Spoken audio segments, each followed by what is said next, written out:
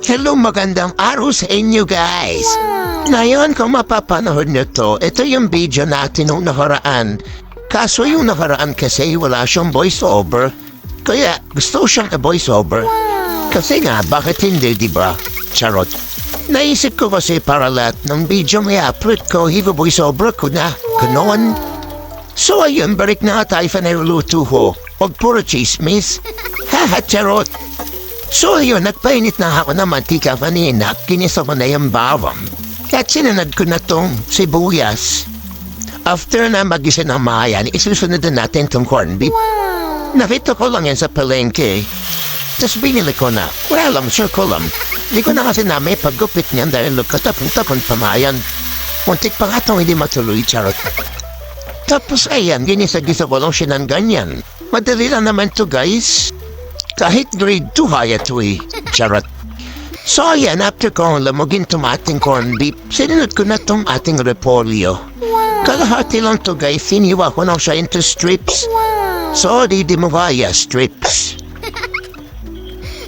Tapos ayun, inalo-halo ko lang siya.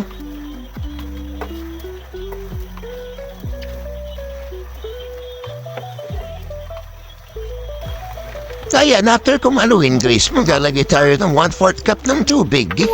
Kasi kailangan natin parambutin yung repolyo. Kahit na para nabag naman yung overcook.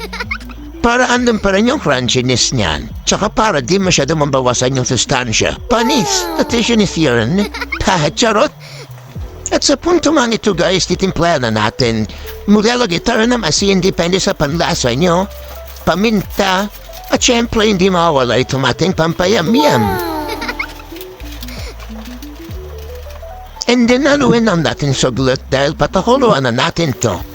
Pakuluan natin to mga 2 to 3 minutes.